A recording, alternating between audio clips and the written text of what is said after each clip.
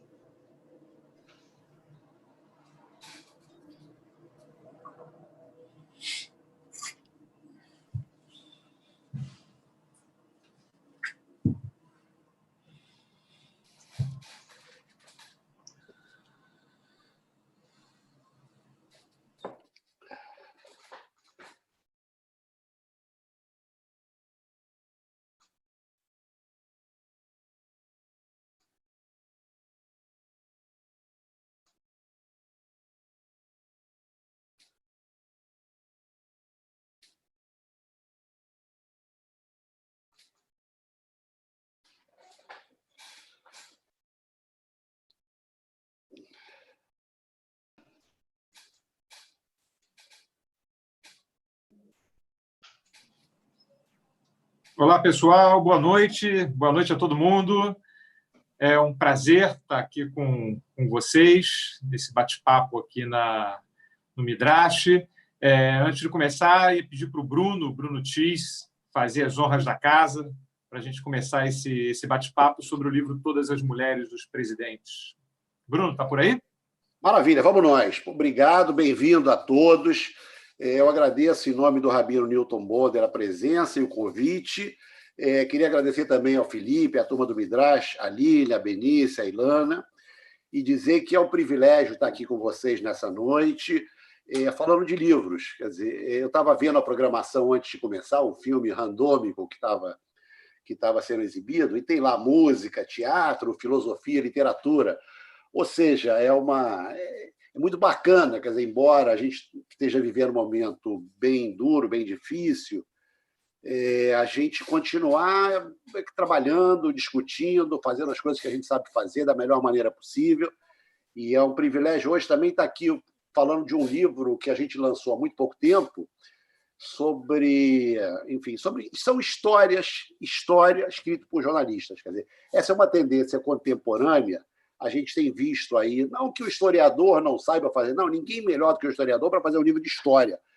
Mas dificilmente a gente vai ter um historiador fazendo um livro de histórias como um jornalista, né? Então, eu acho que nessa simbiose a gente chegou a um ponto muito bom. A gente vai falar de um livro, eu vou passar a bola já, mas a gente vê essa tendência hoje. Tem o Eduardo Bueno, gaúcho, conterrâneo do Rabino Newton Bonder, né, o Peninha, como a gente chama, que escreveu sobre escravidão, a chegada a descoberta. Depois nós temos o Laurentino Gomes com livros também sensacionais de história, sobre a República, sobre a monarquia, sobre o Império, e agora sobre a escravidão. A gente tem o Pedro Doria também escrevendo livro sobre história, e é isso. A gente vai falar sobre um trabalho muito bacana.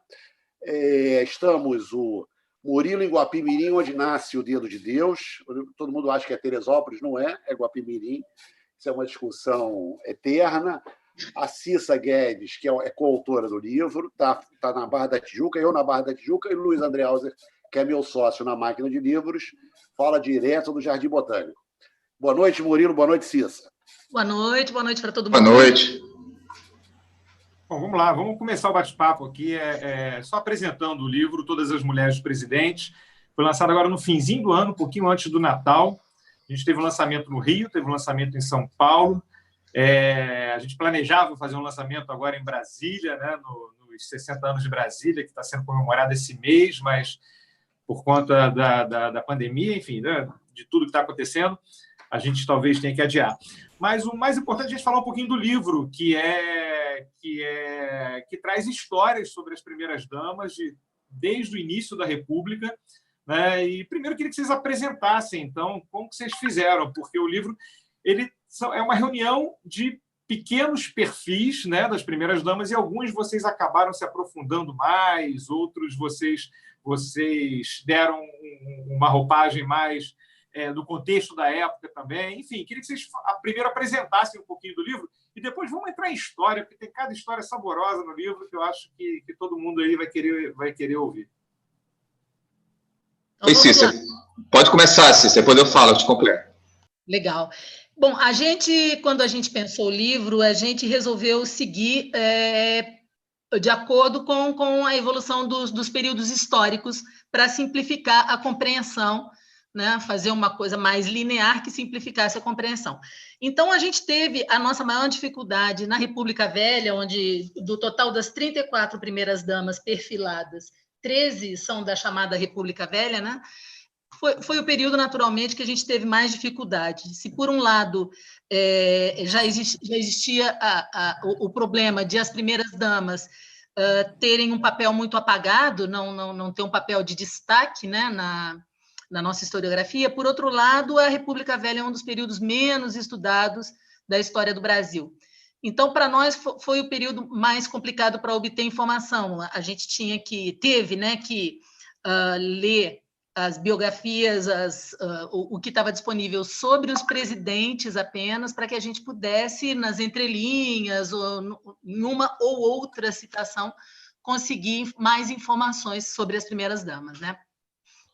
Verdade, é verdade. E você pegava nos jornais, naquela época, a citação às primeiras damas era o casamento e a morte delas. Você tinha pouquíssima informação sobre essas mulheres, né?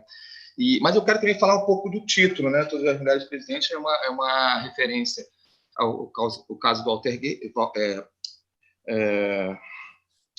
do caso do... Oi? Watergate, isso. E foi o título que a gente, né, o Bruno e o Luiz André Walser nos convidaram quando a gente teve um bate-papo, e eles vieram já com esse título, né?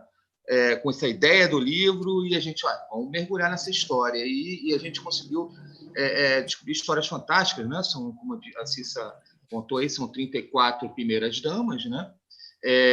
E dessas mulheres, o livro mostra muito o papel da mulher dentro da República, né? Da República Brasileira.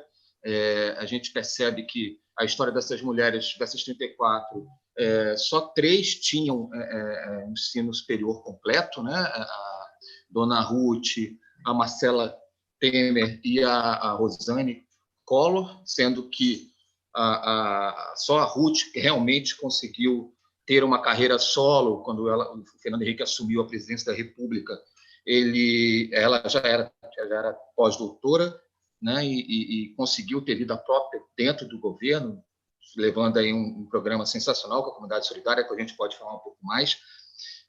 A gente também percebe que a questão a gente conta no livro não só a evolução histórica, né, como a gente conhece, a República Velha, a Era Vargas, a ditadura, né, esse pequeno período de redemocratização entre o fim da ditadura Vargas e depois 64, pós-64, e, por fim, a redemocratização lá em 85, né? Mas a gente percebe que a mulher, dentro dessa história da República, ela lutou muito para conquistar o seu espaço, né? Em 1916, quando a gente teve o Código Civil... Está travando um pouquinho, né? O vídeo do Murilo está travando um pouquinho aqui. É uma travada. Não, mas vamos lá. Eu acho que uma Pode coisa falar, que é bacana. Vamos lá, uma coisa que eu acho que é bacana no livro é que vocês contam, e eu acho que isso é inédito, vocês contam a história do Brasil, da República, né, de 1889 para cá, sob um ponto de vista que ninguém nunca tinha visto, né, nunca tinha sido contado, que é sob o ponto de vista dessas mulheres que muitas delas ficaram na sombra, né, dos maridos. Qual foi a maior dificuldade que vocês tiveram para buscar informações? A Cissa falou aqui da República Velha, mas algumas mulheres dessas eram muito apagadas, né? Diferente de Darcy Vargas, de Sara Kubitschek, a própria Ruth Cardoso. Mas qual foi o maior dificultador para vocês mergulharem em algumas primeiras damas que praticamente não se tinha notícia, né? Em livros e nada? De alguma forma, a gente conseguia sempre alguma informação graças aos jornais, por exemplo. Isso é uma fonte fantástica de informação para a gente conseguir. Foi uma fonte fantástica de informação para a gente conseguir montar o perfil de algumas delas, né? Mas mesmo quando a gente chegou na ditadura, a gente já estava na década de 60, a gente já tinha uma imprensa bastante desenvolvida no mundo inteiro, no Brasil, etc. E mesmo assim, as primeiras damas do período da ditadura, 1964 até 1985, foi um desafio, porque algumas delas eram de um perfil tão absolutamente, como você diz, tão absolutamente apagados, né? Como se diz, sem participação nenhuma. Agora, por outro lado, que é o caso da mulher do Médici, que ela dizia mesmo dela, né? Eu sou uma pessoa de muito pouca valia, ela dizia a respeito de si mesma. Quase não há fotografia, Sila Médici, quase não há fotografia. Não quer dizer que fosse uma pessoa que estava ali infeliz, etc. Os relatos que a gente conseguiu de família, etc., sobre a vida em família, não era uma coisa de uma infelicidade, mas de uma pessoa que se colocou numa posição e ficou ali. Não existe informação sobre ela, ela não gostava de falar sobre ela e não gostava de aparecer. Da mesma forma, a mulher do gás, eu aparecia muito pouquíssimo. Por outro lado, você tem mulheres como a mulher do Costa e Silva, que casou uma criança, né? 15 anos, e ela tinha a Yolanda, ela era uma pessoa que aparecia para caramba, adorava carnaval, adorava aparecer e ia na época, para Sapucaí, ia para os bailes do Teatro Municipal, uma pessoa que tinha uma presença nesse sentido bastante forte, assim como a Dulce, né, a mulher do Figueiredo. Que era uma figura, né? A Dulce era uma figuraça, né? Figuraça, adorava, era da Beija-Flor de Nilópolis, os filhos dela chegaram a ter cargos um dos filhos dela foi presidente da Beija-Flor de Nilópolis e ela adorava o carnaval também, participava ativamente disso. Mas outras, engraçado, a Marisa, a mulher do Lula, é uma coisa interessante, porque ela teve uma participação bastante ativa enquanto ele não chegou ao poder. Quando ele chegou ao poder, ela foi muito mais uma pessoa que foi uma anfitriã do palácio, no modelo mais antigo, nos churrascos, nas festas que eles promoviam, as famosas festas juninas que ela gostava de promover no palácio, do que propriamente ter uma atuação sob alguma bandeira, né? Esse é um dado que eu acho bastante curioso. Agora, quem vocês acham que foi a primeira-dama que mais atuante, principalmente agora na redemocratização? Foi a Ruth Cardoso? Foi talvez a Michele Bolsonaro, que apareceu mostrando, né, que parecia que ela vinha com muita força, né, na posse, a primeira vez que uma primeira-dama fala antes do presidente. Quem vocês acham que foi a figura mais forte do ponto de vista como posto de primeira-dama? Eu acho que foi, para mim, a Ruth Cardoso, né?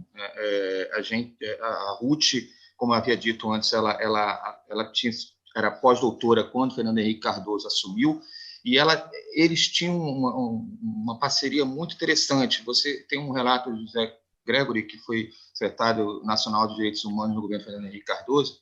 A primeira vez que, quando eles se conheceram, lá em 55, ele foi à casa do Fernando Henrique e da Ruth, e a Ruth não estava. E aí ele perguntou para o Fernando Henrique, estava tomando conta do filho mais velho, Paulo Henrique.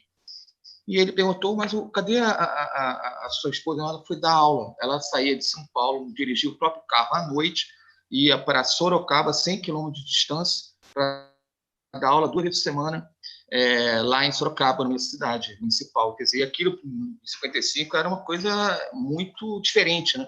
E quando a Ruth, quando ela assumiu, a primeira coisa que o Fernando Henrique fez foi acabar com a LDA, a Legião Brasileira de Assistência, que era um antro de corrupção, né? E aí, então, ela, que detestava ser chamada de primeira-dama, não gostava de ser chamada de primeira-dama, ela revolucionou o cargo. Ela disse que o cargo de primeira-dama você precisa inventar. Não existe um papel de primeira-dama. A primeira-dama que inventa seu papel.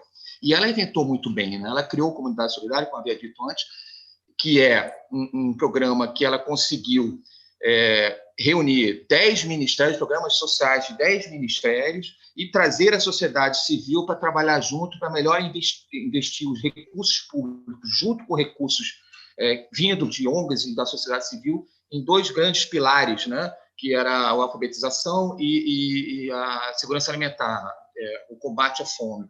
E no período que ela foi a presidente do Conselho dessa Comunidade Solidária, eles criaram um programa chamado Alfabetização Solidária, que conseguiu alfabetizar mais de 2,5 milhões de jovens das cidades mais pobres do país. Isso teve um reconhecimento tal que a Ruth foi a única primeira-dama que esteve na ONU, no plenário da ONU, para falar sobre a comunidade solidária. Ela realmente foi uma mulher singular, né, na minha opinião.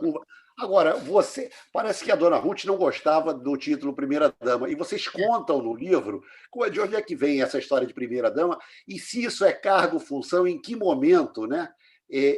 Primeira-Dama, que é estranho isso, mas em que momento isso vira uma função quase de Estado, né? É curioso, é uma coisa que começou nos Estados Unidos, a usar esse termo, primeira-dama, e acabou se popularizando, né? Mas o fato é que não é uma função que conste de Constituição, nem lá, nem cá, né? Nem nos Estados Unidos, nem aqui no Brasil, nem que eu saiba, em nenhum outro lugar. Não existe remuneração.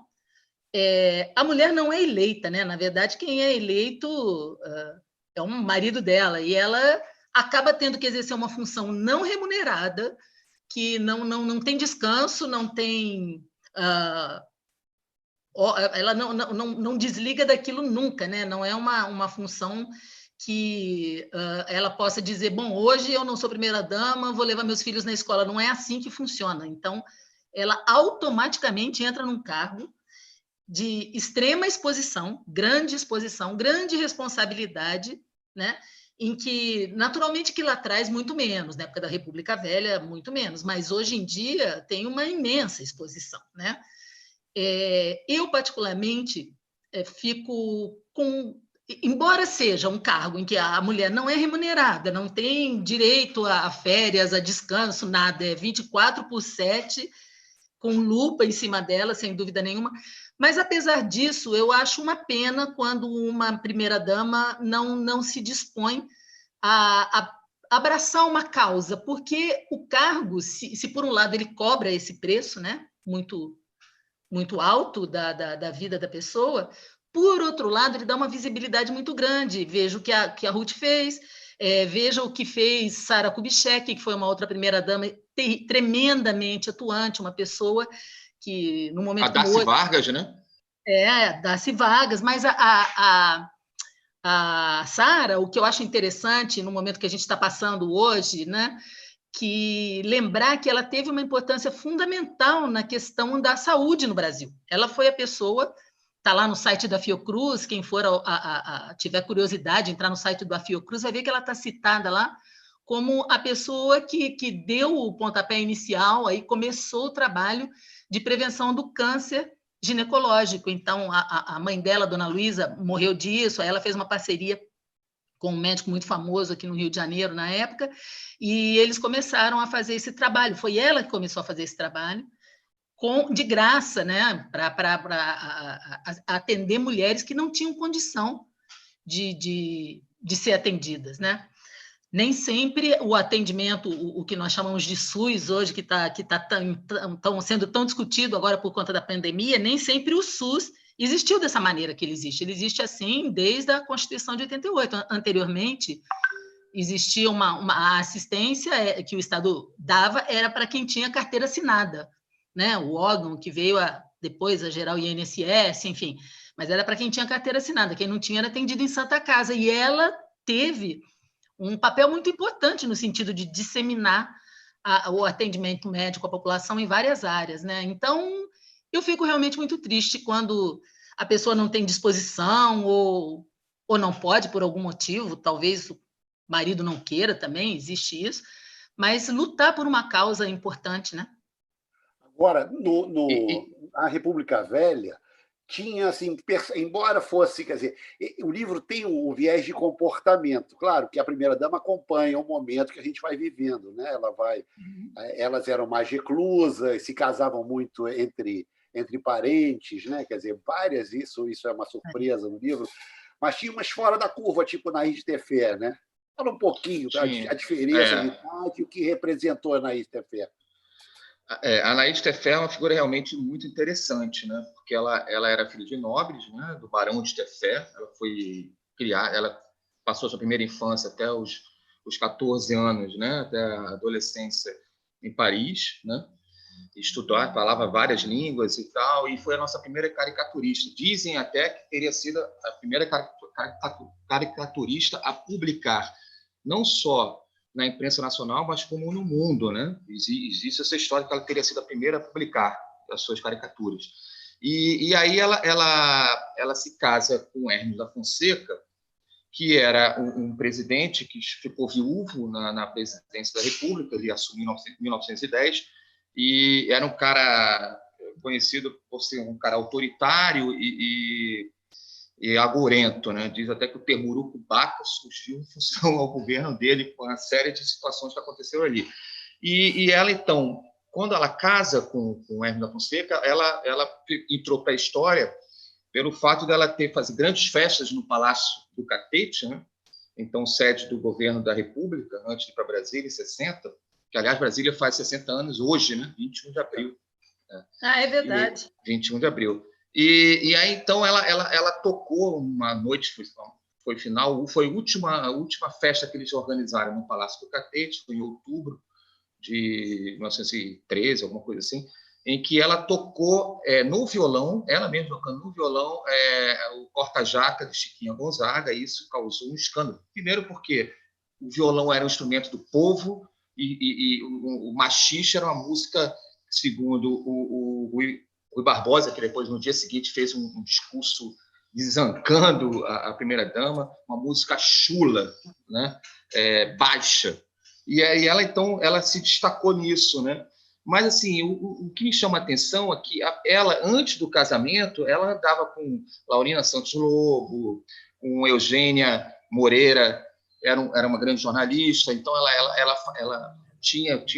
ela raspava a cabeça e botava a peruca. Cada noite ela saía com um cabelo diferente.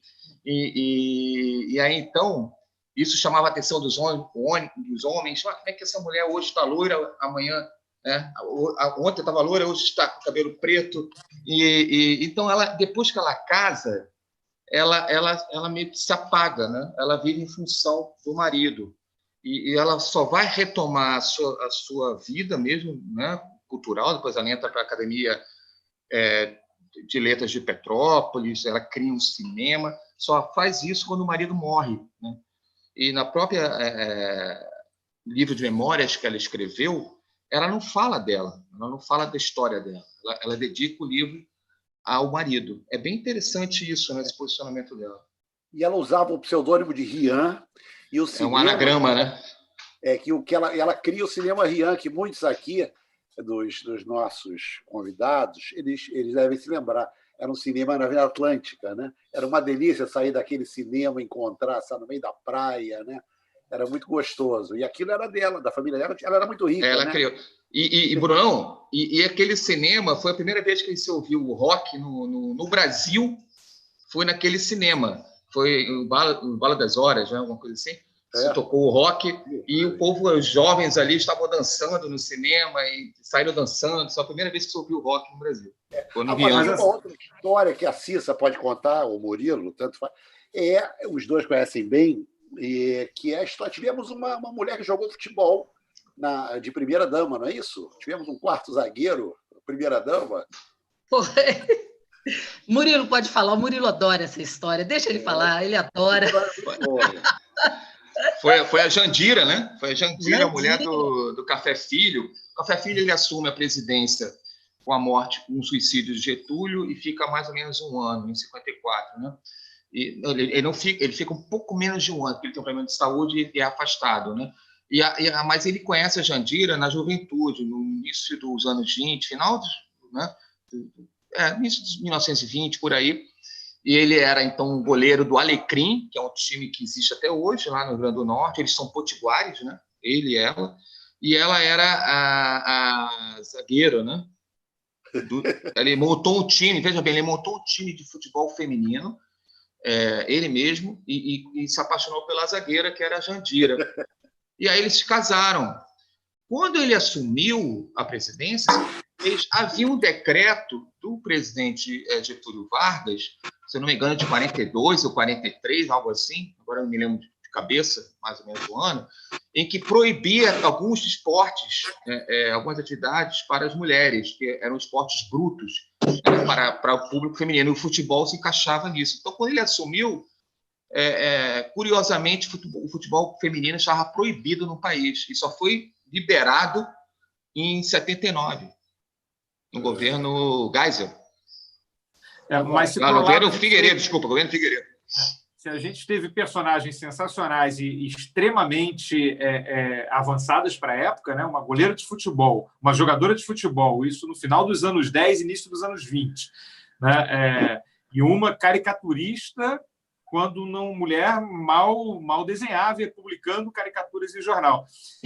Por outro lado, a gente teve outras mulheres que eram muito duras e sérias com o marido, como a Carmela Dutra, né? Dizem, inclusive, que ela mandava no marido. Não sei se isso é verdade, que vocês podem falar sobre a Santinha, né? Conhecida como Santinha. Não, é engraçada a história, até porque o Dutra, ele tinha um problema de dicção. E então ele era muito, como se diria hoje, zoado na imprensa, né, por conta do problema de dicção dele.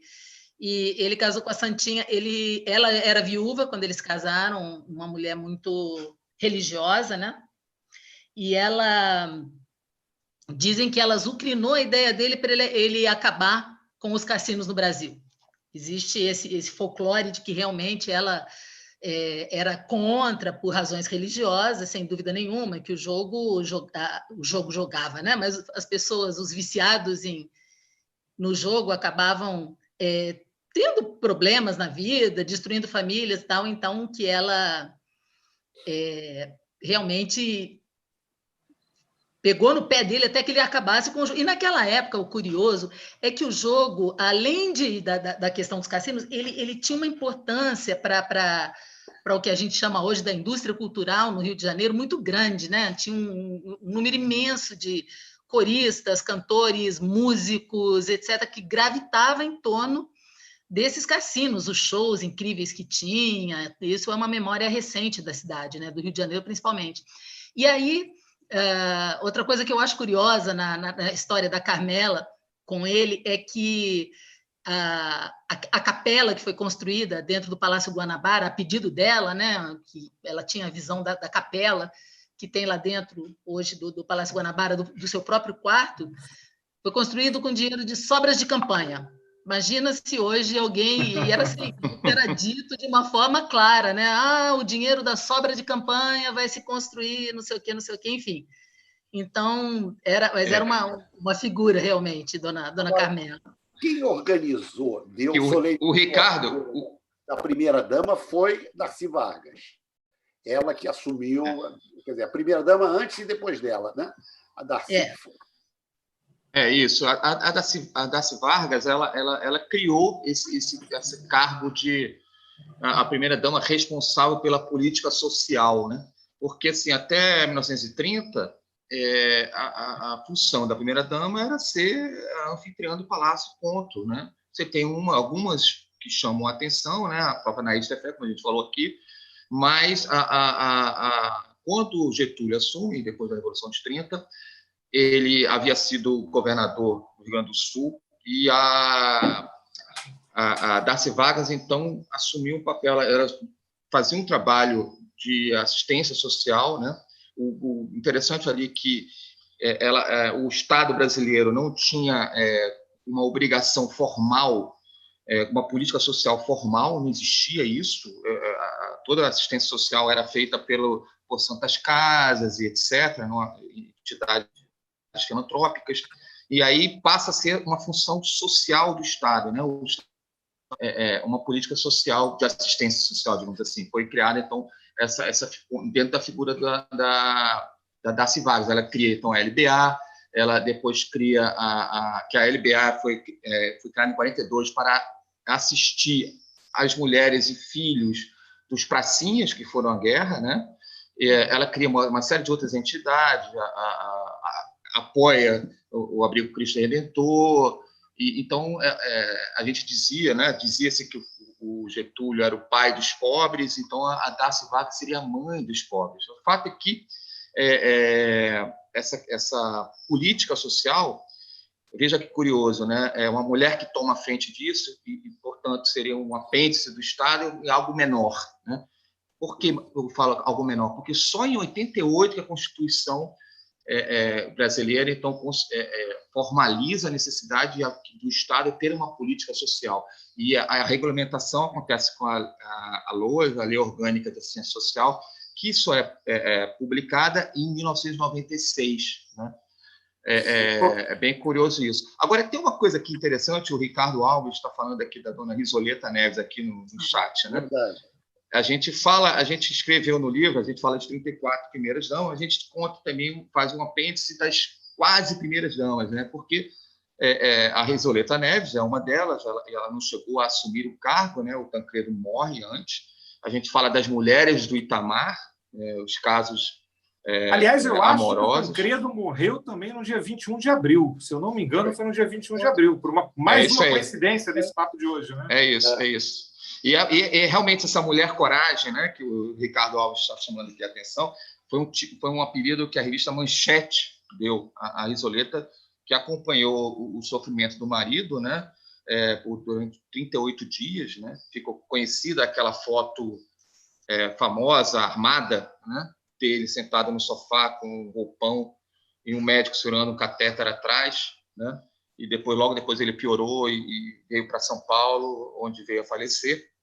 Mas ela o tempo inteiro esteve do lado dele, em nenhum momento ela mostrava a emoção para o público, mas ela estava o tempo inteiro ali acompanhando o marido, recebendo os políticos, e ela só desmanchou, só caiu e não conseguiu segurar a emoção durante o velório, quando ela estava na sacada do Palácio do Catete, o corpo sendo velado, o Palácio do Catete, não, desculpa, no Palácio da Liberdade, em Belo Horizonte, e o corpo sendo velado lá dentro com a música Coração de Estudante, né? E aí uma multidão empurrando o portão, querendo entrar, a polícia segurando, aqui poderia acontecer algo muito pior ali, pessoas poderiam se machucar. Então ela vai à sacada e pede para aquela população, diz que todos vocês vão ter a oportunidade de se despedir do meu marido, mas, por favor, mantenham a calma. E aí ela chora, né? Pela primeira vez em público. É muito, muito interessante essa história da Risoleta, né? E o Tancredo teve um romance extraconjugal durante 10 anos com a sua secretária, Antônia, e no enterro, né, ela entrou com a ajuda do Fernando Henrique Cardoso e do José Aparecido, ministro, conseguiu se despedir também do Tancredo. Foi durante 14 anos que ele teve esse relacionamento com a Antônia, a secretária. Deixa eu só fazer uma parte aqui, porque tem algumas pessoas que pegaram a conversa no meio. A Frida, por exemplo, está perguntando quem são as pessoas que estão aqui. Bom, a Cissa Guedes e o Murilo Fiuza são os autores do livro que a gente não mostrou a capa ainda, que é esse aqui, Todas as Mulheres dos Presidentes. Esse é o livro, né, que a gente está conversando, fala sobre as primeiras damas. Eu e o Bruno Tis somos os editores do livro, e eu quis mostrar a capa também, porque eu acho que um dos trunfos do livro é ter fotos de todas as primeiras damas, inclusive aquelas do final do século XIX, as primeiras damas, né? Do Floriano Peixoto, do Marechal Deodoro. Mais do que um livro que conta a história delas, é um documento histórico, né? Porque a gente reúne aqui nesse livro a história de muitas mulheres que passaram despercebidas, né? Outras ficaram famosas, mas passaram despercebidas. E eu quis destacar também, mostrar a capa, para a gente ver que tem as fotos de rigorosamente todas. Eu acho que isso foi um desafio também, né? As mais recentes, claro, que os jornais têm, mas as mais antigas, vocês penaram para conseguir essas fotos, né?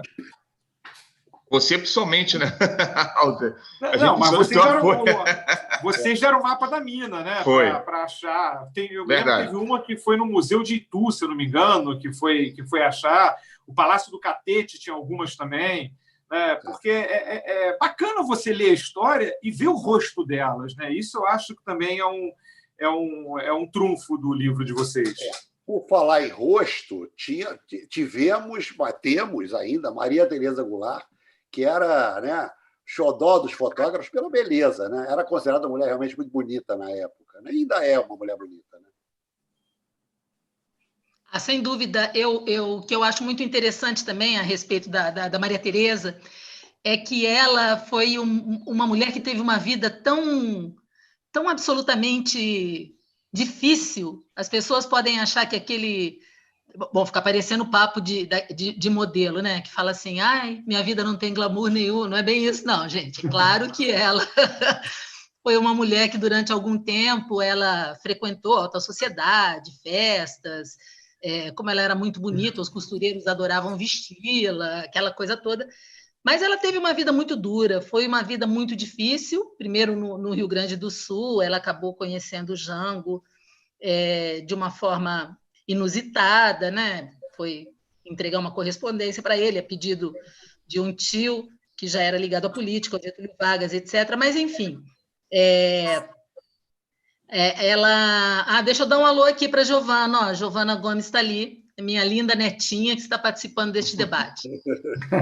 É uma das netas para a qual eu dedico o livro, a Giovana e a Isabela, e ela entrou agora ali. Mas, enfim, ela teve uma vida muito difícil, porque depois que eles saíram do poder e a situação política que o Brasil viveu todo antes do golpe de 64, durante, né, o período que antecedeu imediatamente o golpe militar de 1964, ela foi embora do país, ela ficou longe da família, ela não pôde voltar do exílio para se despedir do pai que estava morrendo. Quer dizer, ela voltou, mas assim, a ditadura deu um prazo mínimo para ela ficar ao lado do pai alguns minutos. Depois a mãe, quando a mãe morreu também, foi uma situação bastante dramática. Eles não permitiram que ela entrasse, que ela se despedisse da mãe.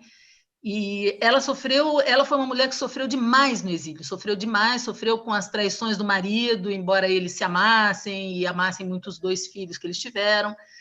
Mas ela teve uma vida... Eu acho impressionante como uma mulher que teve... foi tão insensada por sua beleza, que é curioso isso, né? Quando ela chega ao poder lá, junto com o marido, ela é uma mulher muito jovem, 26 ou 27 anos, né? A idade dela nunca se soube exatamente a data de nascimento dela, mas ela foi uma mulher que apareceu justamente quando a imprensa em todo o mundo experimentava uma mudança, né? Então foi aquela velha história da fome com a vontade de comer, uma mulher muito bonita, num momento em que as revistas...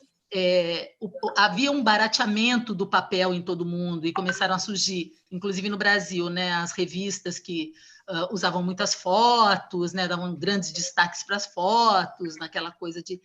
E aí ela também havia as técnicas de impressão naquela época, graças ao desenvolvimento da indústria gráfica alemã, principalmente. Essas revistas começaram a crescer muito e no mundo inteiro ela foi capa, inclusive, a primeira dama, né, da América do Sul a ser capa de revistas europeias. E então foi uma feliz coincidência, né? A câmera adorava ela, além dela ser uma mulher bonita, ela era muito fotogênica, né? Então ela era sempre caçada.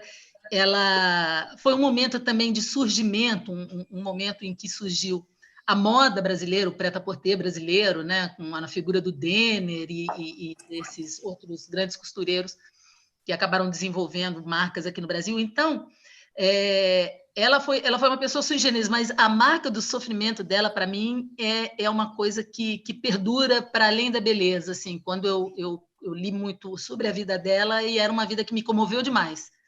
A Caixa, Brunão, a Caixa, posso estar falando, eu acho que se fala assim, né? Ela nos pergunta que todos os presidentes tinham casos veladamente, as mulheres recatadas. Eu te diria que sim, Caixa, é verdade. A gente teve uma república de presidentes adúlteros, né?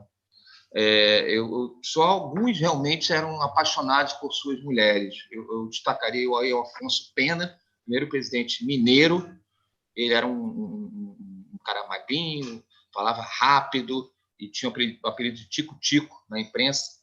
E ele era apaixonado pela mulher, né? A Ana Gabriela. E Maria Guilhermina, desculpa, a Gabriela era do Campo Santo. Maria Guilhermina.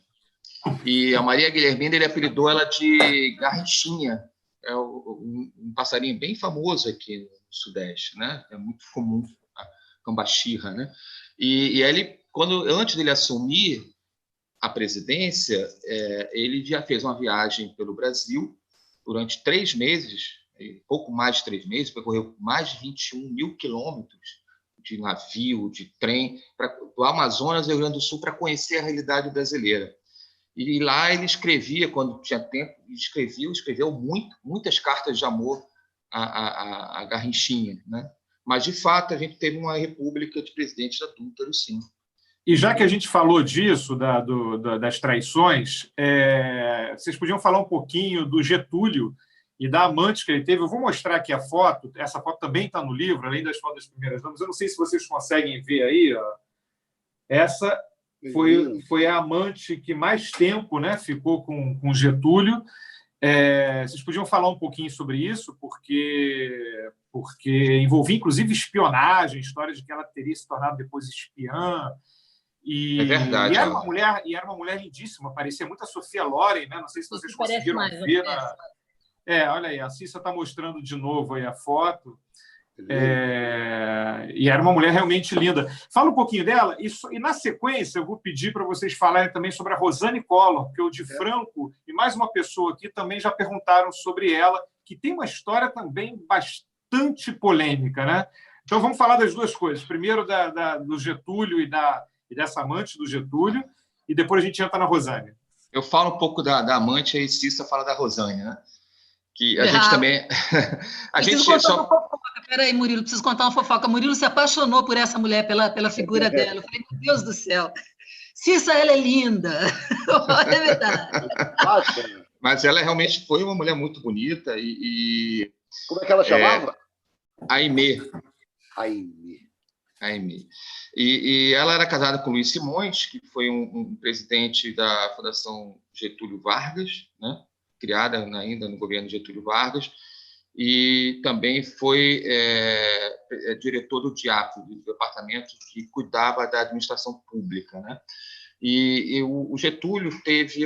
não sei se está travando, alguém me falou que a minha câmera está travando. Está travando muito, não? Está indo bem. Está indo bem, né?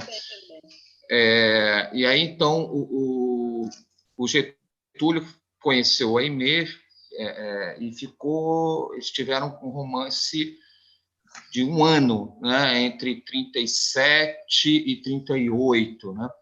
E esse romance, assim, o Getúlio perdeu completamente a cabeça, né? Uma época, teve um carnaval em que eles foram para São Lourenço, né? E a Aimee foi ele, o Getúlio, foi a Darcy Vargas, foi a Alzira, e foram os 3, e a Aimee foi convidada, né? E tem um momento que o Getúlio saiu, ia para o meio do mato, nesse sentido, né? E aí a Darcy Vargas, naquele momento, descobriu a história e voltou antes do fim do carnaval, voltou, e eles, a partir de então, passaram a dormir em camas separadas, né? Até a morte, até o suicídio de Getúlio. Getúlio era um cara que era contra o divórcio, né? E aquele casamento acabou ali. História da espionagem. E depois, em 38... Pedindo para mostrar a foto de novo aí, ó. Mostra aí, Murilo, a foto dela, se você puder, porque não tem como mostrar. Vou mostrar aqui. Mostra que eu estou falando aqui. Então, ela vai embora, depois que isso, né, veio à tona, pelo menos que a Darcy Vargas estava, ela vai embora para a França, e aí ela passa a receber salário do governo, porque então ali que estava começando a nascer, né, a confusão na Europa, o nazismo crescendo e tal, e ela passa então a circular nas altas rodas políticas da Paris, de Londres, ela vai à Alemanha, e para levantar informações para o governo Getúlio. Então ela passa de amante a espiã do Estado brasileiro. Muito interessante. Vamos lá, Cissa, fala um pouquinho da Rosane, senão a gente vai virar uma fita, como diz o Chechel, vira uma fita banana e a gente vai mudando de assunto. Vamos tentar organizar. Fala um pouquinho sobre a Rosane, que, para mim, é uma das primeiras damas de história mais interessante. Envolvia até ritual de magia negra, coisas assim, né? É verdade, é verdade. Ela escreveu uma autobiografia, né? Mas que parece ter sido escrita de encomenda pelos advogados. Quem tiver oportunidade de ler vai ver isso, né? Porque ela e o Collor se envolveram num divórcio litigioso que até hoje não chegou ao fim. E o casamento deles foi realmente uma coisa... a Rosane, ela é filha, né, de uma família tradicional da política do interior de Alagoas, lá de Canapi, daquela região. E é muito curioso, porque desde cedo ela é uma menina que vivia uma vida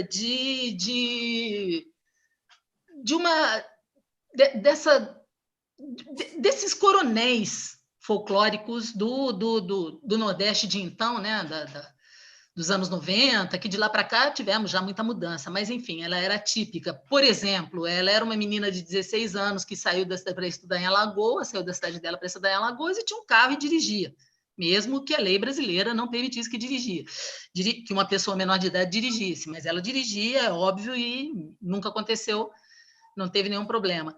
Ela conheceu o Collor na festa de 15 anos dela. Ele já tinha 30 e tantos anos, mas, enfim, ele era prefeito de Maceió, e ele foi à festa e conheceu a Rosane lá e disse que ia casar com ela, etc. Acabaram se casando. A Rosane, ela escreve essa autobiografia, né? E em 2007, onde ela conta os detalhes da vida deles, mas o que se destaca durante aquele curto período, os 2 anos praticamente em que ele foi presidente da República e ela foi primeira-dama, foi uma... alguém está falando aqui, dizem que a droga fazia parte da convivência da Rosane e Collor, né? E aí, na verdade, ela menciona, inclusive, isso no livro, né? Que ele chegou a usar drogas, etc. Diz que ela não usava.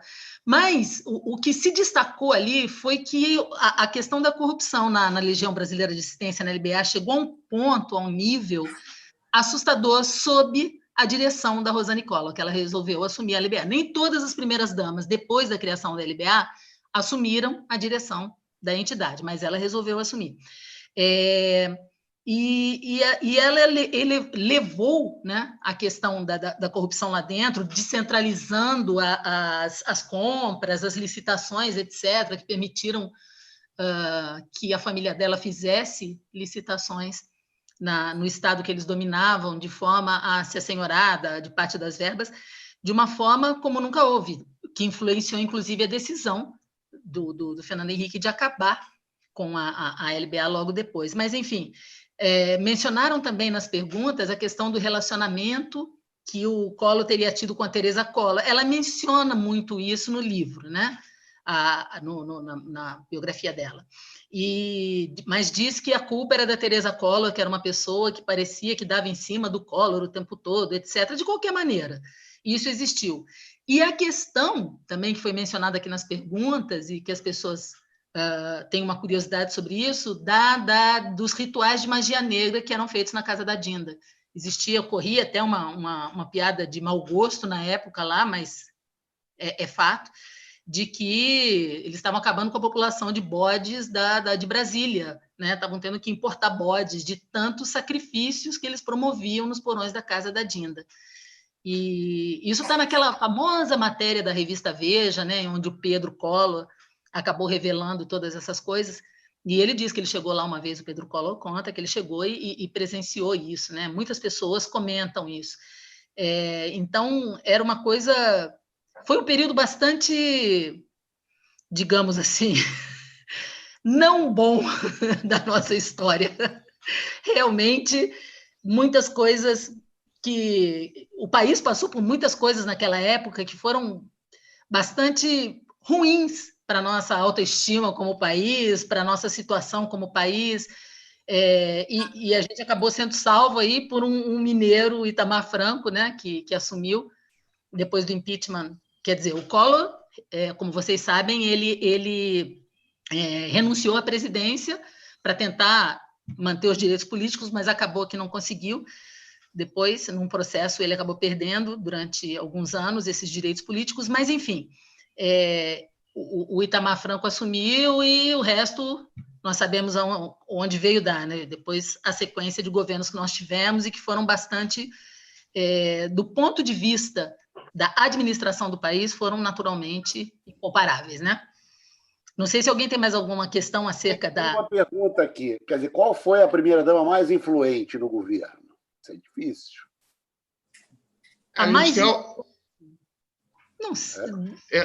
Assim, tem algumas, né? Eu acho que a gente tem, ao longo do período da história, por exemplo, a Yolanda Costa Silva, né?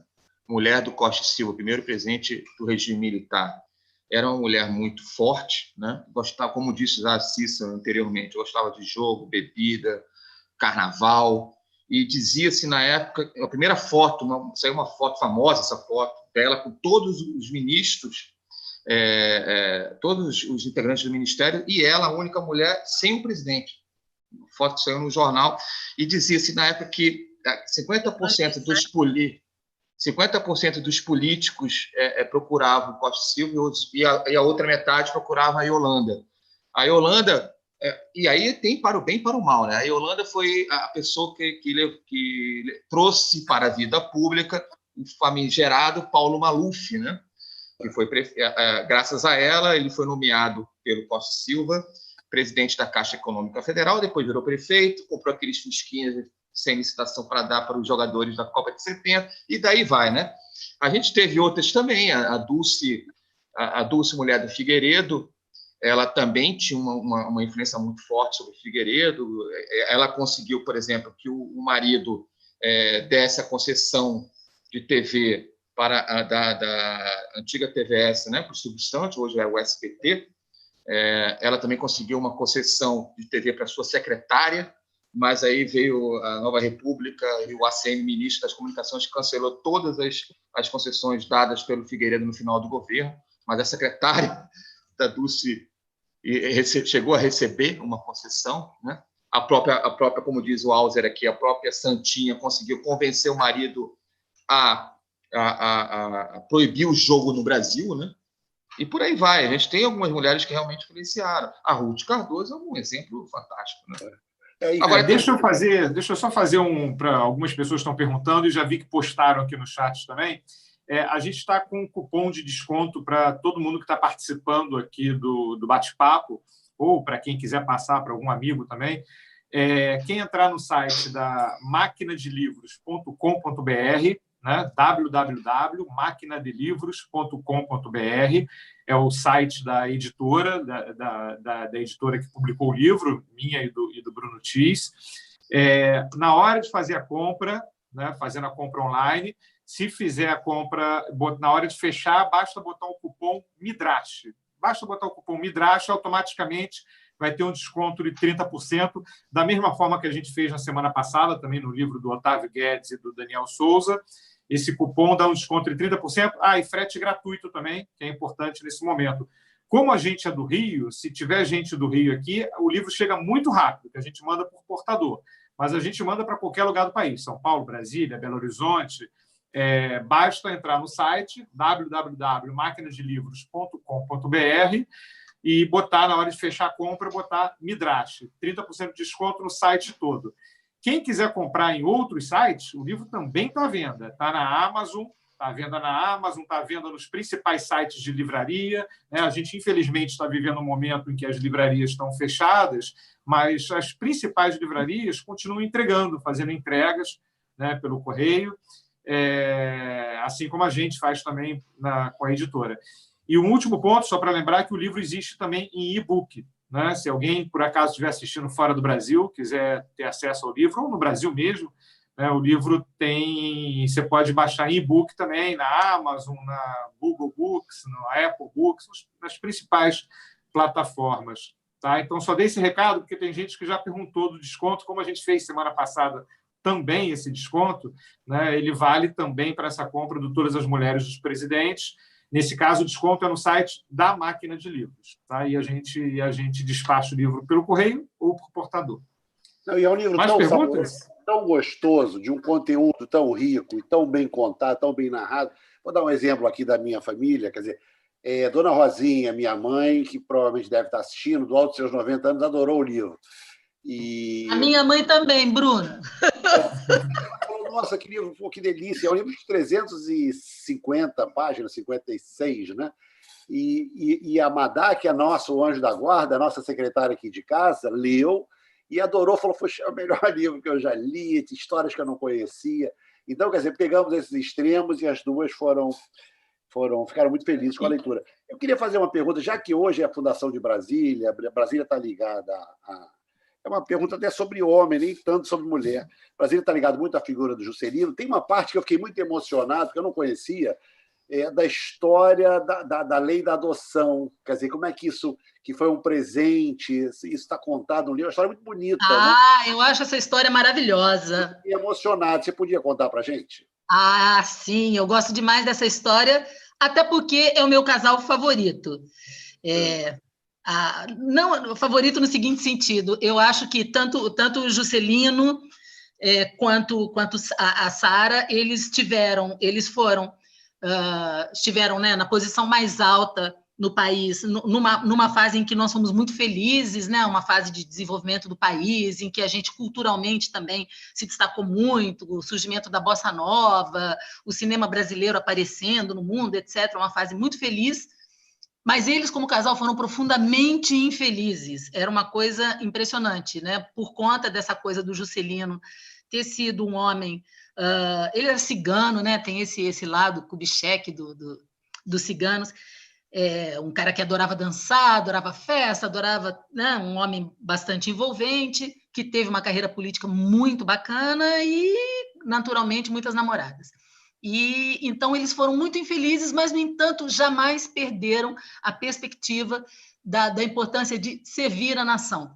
E foram ele um líder muito amoroso com seu país, ela uma primeira-dama muito amorosa com seus cidadãos, uma coisa muito bonita, apesar dessa vida dura. Eles tiveram uma filha só, a Márcia, ela demorou mais de 10 anos para conseguir engravidar, teve uma gravidez muito complicada, um parto muito difícil, resolveu não ter mais filhos. Depois de um tempo, adotaram a Maristela.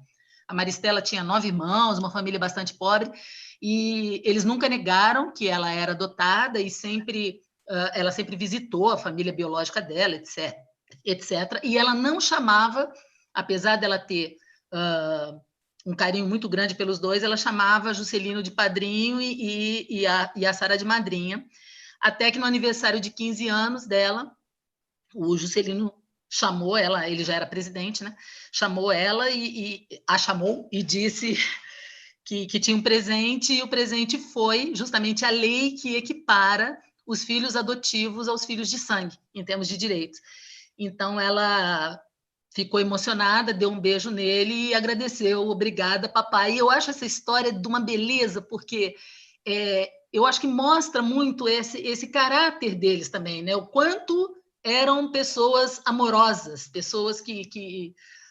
E ele teve um gesto de grandeza, um gesto bonito, não só com a filha dele, né, mas com todos os filhos adotivos do país, que puderam, então, ter seus direitos igualados aos dos filhos de sangue. Eles são um casal que realmente, assim, principalmente neste momento que a gente vive, eu penso muito em Juscelino, penso muito em Sara sempre. Como seria legal se a gente tivesse um líder com tanto amor para dar como ele tinha naquela época, né? Uma pessoa tremendamente amorosa. Muito bom. Bom, bacana. Eu acho que a gente pode encerrar daqui a pouquinho aqui, né? Posso lembrar só de mais uma coisa? Deixa eu só falar, então, quem são a Cissa e o Murilo, que teve gente perguntando também. Vocês não apresentaram, é verdade, meia culpa aqui, minha e do Bruno. A gente apresentou como autores do livro, mas os dois são jornalistas, a Cissa é economista também, e o Murilo também é historiador. Mas são jornalistas na veia, jornalistas que trabalharam nos principais veículos do país, Folha, Estadão, o Globo, onde a Cissa hoje trabalha também. A Cissa fecha a primeira página do Globo. Aliás, deve estar, nesse momento agora, o bicho pegando, porque é o horário de fechamento, ela está trabalhando de casa, mas tem fechamento, deve ter pedido uma licençazinha ali para para a turma para Feriado poder. hoje, gente. Hoje é feriado, é verdade. Uma folga. E o Murilo hoje trabalha como assessor de imprensa da Vale, né?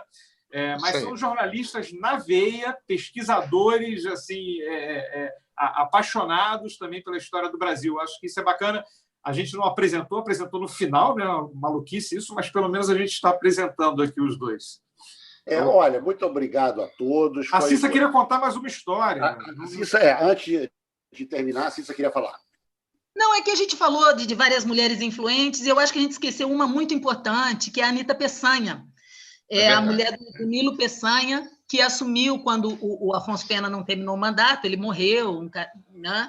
E aí ele assumiu em 1909 a presidência, e eu acho a Anita uma pessoa fantástica, porque a Anita era filha de nobres, lá de Campos dos Goitacazes, da região de Campos de Goitacazes, ela era bisneta, neta e filha de nobres, uma família muito rica. Campos dos Goitacazes foi a primeira cidade a ter eletrificação nas ruas, iluminação pública, tal. E aí Dom Pedro, quando foi lá inaugurar, ficou na casa da família dela, enfim.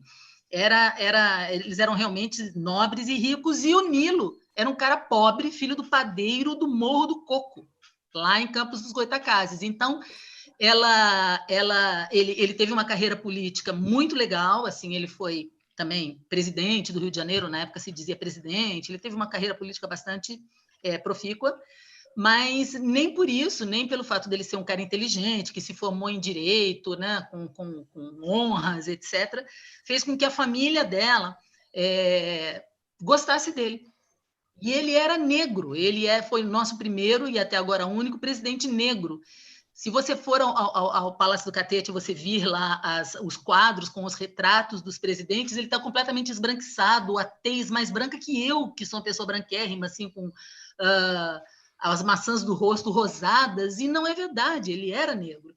E ela rompeu, a mãe dela, e os irmãos não foram ao casamento. Ela depois em seguida teve filhos, a primeira, Nath Mota, e os outros não sobreviveram muito, e ela nunca teve o apoio da família, nunca teve o apoio da mãe. Eles romperam com ela pelo fato dela ter se casado com um negro. E ela era uma pessoa que tinha um posicionamento político bastante forte, bastante presente. Os biógrafos do marido dela não puderam se furtar a falar dela, eu acho um dado bastante curioso, porque ela realmente tinha opinião, ela realmente interferia em decisões políticas, inclusive, isso em 1909. Então, eu acho que ela é uma pessoa que merece ser lembrada, né? E num país como o nosso, ainda com tantos problemas relacionados à questão do racismo, eu acho sempre muito importante lembrar a história da Anita e do Nilo. E eles eram um casal super apaixonado. Se você vir as fotos que estão lá no arquivo do Museu da República, você vai ver que eles estão sempre em poses bastante pouco convencionais, um abraçadinho com o outro, um sempre perto do outro, é muito interessante. Era esse registro que eu acho importante fazer. Muito bem lembrada, essa história é muito interessante, como todas as outras, né? A gente fica muito feliz de ter feito esse livro e de estar aqui hoje com vocês. A gente queria agradecer ao Rabino, ao Midrash, pelo convite, a presença de todos. Na semana que vem a gente traz a doutora Márcia Rashid, é um livro que está em pré-lançamento, é uma médica que trata de AIDS desde os anos 80, é um livro que já estava pronto, né? Enfim, antes da pandemia, e muito interessante, uma visão muito humana do problema, da epidemia, da doença, quer dizer, do descontrole total até a cura. Então, elas são lembranças, recortes, é um livro muito bonito, assim, especialmente, um livro muito emocionante. Então, é uma alegria poder, a despeito de tudo, né? Como diria Tom Jobim, é uma merda estar aqui, mas é muito bom estar aqui. Então, deixa eu só... Assim, muito feliz ali em poder discutir, debater com vocês. Se tiverem mais algumas dúvidas, só mandar que a gente encaminha. Deixa eu só repetir aqui o site, que tem gente perguntando, é www.maquinadelivros.com.br, e o cupom de desconto, que dá 30% de desconto e frete grátis, é Midrash, simplesmente isso. mas quem quiser, o livro está também em outras livrarias, outros sites, né? Mas o cupom é só no site da Máquina de Livros. Se alguém tiver alguma dificuldade para fazer a compra, manda uma mensagem para a gente, que a gente somos eu mesmo, eu e Bruno, a gente tem uma equipe pequena, a gente atende todo mundo aí. Bom, vamos agradecer a Murilo Cícero. Obrigado. Super obrigado. Papo ótimo. Dá vontade de a gente ficar aqui 2 horas falando. Tem muitas histórias, né, Léo? Muitas histórias. Tem umas tristes, tem umas divertidas, tem outras emocionantes, tem umas muito engraçadas, a gente falou. Mas é isso, gente. Obrigado, super gente. Obrigado. Eu quero agradecer também ao Midras e também a oportunidade de estar falando do nosso livro, né? É sempre bom falar dele, a gente tem muito orgulho, né, desse livro, de trazer à tona essa história dessas mulheres que estavam esquecidas ao longo desse tempo, né? A historiografia brasileira esqueceu a história dessas mulheres e eu fico muito feliz, que bom que foi um papo agradável, que todo mundo gostou, né? E obrigado mesmo, obrigado ao Alzer e ao Bruno também pela oportunidade de colocar a gente para falar com o pessoal do Midras. Obrigado, viu? Tá ótimo. Boa noite, pessoal. Gente, boa obrigado. noite. Tchau, tchau.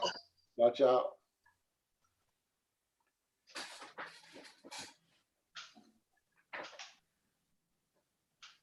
Deu tudo certo, né? Deu, né? E aí, o que vocês acham do